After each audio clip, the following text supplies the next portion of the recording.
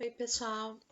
Aqui a gente vai fazer a correção dos exercícios que eu deixei proposto para vocês lá no Geek, focado nos determinantes, ok? O primeiro exercício era o seguinte: se a matriz, essa matriz é uma matriz de ordem 2 por 2, tá? Se ela for multiplicada pelo valor do seu determinante, este ficará multiplicado por 49. Então, ele quer um dos possíveis valores de x. Então, pessoal, é o seguinte: o determinante dessa matriz dá 49. Então, como que eu resolvo? Primeiro, transformamos a matriz em determinante, tirando os colchetes e colocando entre esses riscos paralelos. Esse determinante dá 49. Então, resolvendo, eu tenho a diagonal principal, 3, que multiplica o x mais 1, menos a diagonal secundária, que é 4x. Tenho que fazer a distributiva, 3 vezes x e 3 vezes 1, ok? Resolvendo, eu tenho que um possível valor de x é menos 46, ok? Segundo exercício, a soma das soluções inteiras da inequação, então ele tem aqui ó, um determinante 3 por 3, e ele diz que esse determinante é maior ou igual a zero, tá? Então veja que ele começa a retomar com vocês conteúdos do ano anterior. Então, como que eu faço para... Vou resolver. Então, ó, em azul eu tenho as diagonais principais, em amarelo as secundárias. O que eu fiz? Eu apliquei a regra de Sarros, repetindo as duas primeiras colunas, tá? Para que eu tenha 3 diagonais principais e 3 secundárias. Resolvendo, eu vou cair numa equação, uma inequação, tá? Uma inequação de segundo grau. Inequação por quê? Por causa desse sinal de maior ou igual. Então, isso significa que eu estou trabalhando com um intervalo de soluções. Você pode resolver por Bhaskara ou por soma e produto. Se você resolver por soma e produto como eu, você vai encontrar a soma igual a 4 e o produto igual a 3, e as raízes então vão ser 3 e 1. Se você resolver Bhaskara, você vai chegar no mesmo resultado. Só que não terminou. O que acontece? Ele quer os valores de x para que seja maior ou igual que zero. Então, pessoal, aliás, a pergunta dele é a soma dos valores inteiros, né? Para que seja maior ou igual a zero.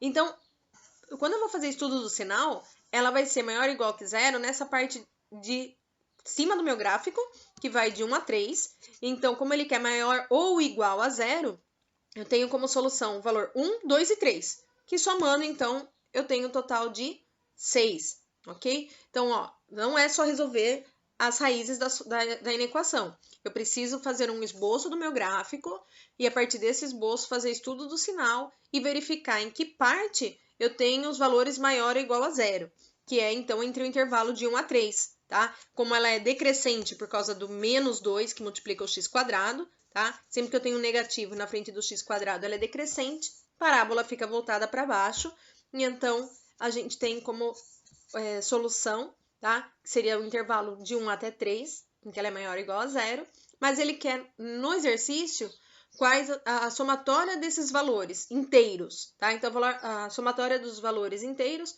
seria 1 mais 2 mais 3, que dá 6. O determinante pode ser expresso por... Então, veja, aqui eu tenho um determinante 3 por 3, ok? E ele quer que você mostre como que eu resolveria. O que ele vai trabalhar aqui? Ele vai trabalhar alguns produtos notáveis, super importantes, tá? Então, vamos... Primeiro, eu repito as duas primeiras colunas, aplicando a regra de Sarros. Em azul, eu tenho as diagonais principais, em amarelo, as diagonais secundárias. Então, veja. Na primeira diagonal principal, eu tenho x mais 1 que multiplica x mais y que multiplica x menos y. Mais e menos, tá? Então, sempre que eu tenho isso, eu vou ter como resultado a diferença dos quadrados, que é x² menos y². Se você não lembra dessa propriedade, você tem que fazer a distributiva, tá? Faça a distributiva que você vai chegar exatamente nesse valor. O ideal é que você já consiga de cabeça colocar esse resultado, porque você ganha tempo e não corre risco de errar o sinal, tá? Então, sempre que eu tenho dois números multiplicados ali, um mais e um menos, tá? Que seria o seu conjugado, o resultado sempre vai ser a diferença dos quadrados. Aí, os números que eu tenho multiplicado por zero vai dar zero, então eu nem estou colocando, tá? Porque é zero, né? Sempre que é zero multiplicado por qualquer coisa é zero, e estou descartando. E aí eu tenho o menos 2y, que multiplica o x menos y, e eu vou ter que fazer a distributiva. Pessoal, olha que interessante. A hora que eu faço isso, eu vou ter o seguinte, ó. x² mais y² menos 2xy. Se eu reorganizar, e a ideia é que eu saiba reorganizar, eu vou ter x² menos 2xy mais y², que nada mais é do que o quadrado da diferença. Ou seja, isso aqui seria x menos y, tudo elevado ao quadrado, tá? Então, esse tipo de propriedade que vocês têm, é interessante que você saiba aplicar corretamente os produtos notáveis para você conseguir chegar no resultado final de forma assertiva. O próximo é: A é uma matriz quadrada de ordem 2, inversível ou invertível, tá? As duas formas são corretas de falar. E o determinante de A é o seu determinante. Det A é o seu determinante.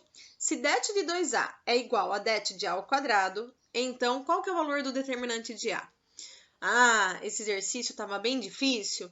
Pois é, tem algumas propriedades que eu deixei para ver se vocês iam conseguir resolver. Então vamos lá que eu vou explicar. A ao quadrado igual a 2A. É isso que ele está falando praticamente, tá? A gente usa o teorema de Binet. Você já ouviu falar do teorema de Binet? Não? Mas você fez isso na prática. Quando, na minha aula, quando a gente comprovou que não existe propriedade para soma de determinantes, mas existe propriedade para produto de determinantes. Então, veja só. Quando eu falo que o determinante de A vezes B é igual ao determinante de A vezes o determinante de B, quando eu tenho o determinante de A ao quadrado, eu não teria A vezes A? Pois é, então seria o determinante de A vezes o determinante de A. E ele fala que isso é igual ao determinante de 2A. Bom, a gente tem uma propriedade, que essa propriedade eu não tinha falado para vocês, porque eu queria ver como que vocês conseguiriam resolver esse exercício. Olha só, a propriedade é a seguinte: o determinante alfa vezes B, quem que é esse alfa? Alfa é um número natural. Então, quando eu tenho ali, ó, 2A, tá? Que vem do quê? Não vem da soma de A mais A? Bom, quando eu tenho ali 2A, é esse alfa, ele é um número natural, sempre vai ser um número natural. Como que eu resolvo isso aqui, ó? É a mesma coisa que eu fazer alfa elevado a n, onde n é a ordem da matriz. Lembra que no início do exercício ele fala que é uma matriz de ordem 2? Uma matriz quadrada de ordem 2. Então, a ordem é 2, tá? Ela é 2 por 2, eu falo que é a ordem 2. Então, alfa, que é o número inteiro natural, elevado à ordem da matriz, vezes o determinante de B. Ou seja, eu posso falar que o det de 2A é a mesma coisa que 2 ao quadrado, porque é ao quadrado, porque é a ordem 2, vezes o determinante de A. Quando eu faço, então, agora a comparação, determinante de A vezes determinante de A é igual a 2 ao quadrado vezes determinante de A, tá? Eu posso cancelar o det A? Posso. Por quê? Porque como ela fala que é inversível, eu sei que o determinante tem que ser obrigatoriamente diferente de zero. O determinante não pode ser nulo. E se ele não pode ser nulo, então eu posso cancelar, porque não vai dividir, né? Se eu passar o determinante dividindo, né? Não estaria dividindo por zero, tá? Porque não existe divisão por zero. Então, eu posso fazer isso somente porque ele fala que é inversível. Se não tivesse dando essa informação, a gente não ia poder fazer isso.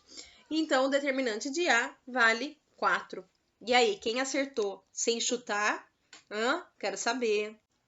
Próximo. Olha só, eu tenho um determinante 4 por 4 igual a 0. Esse aqui é resolvido pelo teorema de Laplace, tá? Porque ele tem ordem 4 por 4. Para usar Laplace, é interessante que a gente escolha uma fila. E para mim, a fila mais interessante é aquela que está repleta de zero, porque vai deixar bem mais curto a resolução do exercício. Então, veja só. Eu escolhi a terceira coluna como fila. O determinante vai ser o elemento A13, que está na posição A13, primeira linha, terceira coluna, vezes o seu cofator, tá? E o resto é 0, 0, 0, então nem importa para mim. Então, ó, o elemento A13 é 5. Então, eu fico com... Agora, tem que calcular o cofator A13. Vai ser menos 1 elevado a 1 mais 3, vezes o determinante daquilo que sobra, ó. Quem que sobra? X, 1, 1, x², 2, 1, 1, 1, 1, tá? O que acontece? Resolvendo esse determinante, eu vou ter x menos 1. Quando eu coloco ali, ó, eu vou ter que... Então, o determinante vai ser 1, que multiplica x menos 1, e isso é igual a 0, porque ele está falando que o determinante é 0. Então, o x tem que valer 1 para que o meu determinante seja 0. Ok? Alguém acertou? Esse aqui, ó. Para que o determinante da matriz seja nulo, qual o valor de A? Então, aqui, pessoal, é a mesma coisa, tá? Ele vai querer o determinante para que... Qual o valor de A para que esse determinante seja 0? Veja, vou fazer a principal menos a secundária. Eu tenho, novamente, um produto notável em que o resultado é a diferença dos quadrados. Então, 1 ao quadrado menos A ao quadrado, menos o menos 3, que fica mais 3. Então, ó, menos A ao quadrado mais 4 igual a 0, o A ao quadrado igual a 4. Esse quadrado vai para lá tirar a raiz. Eu tenho, então, mais ou menos raiz de 4, ou seja, mais ou menos 2. Então, sendo A 2 ou menos 2, as duas respostas são soluções, né, para o meu exercício. E o último, pessoal, resolvendo em R a equação, a ordem aqui 3 por 3, ele deu o valor do determinante, que é o valor de x. Então, novamente, eu vou aplicar a regra de Sand. Repito as duas primeiras colunas, tá? As 3 linhas azuis são as principais, as amarelas são secundárias que devem ser subtraídas. Resolvendo, pessoal, eu vou igualar então a 175, eu vou ter como resultado que o meu x vale 19, ok? Espero que vocês tenham acertado tudo, pessoal. Qualquer dúvida, me procurem e venham, não deixem de perguntar, ok?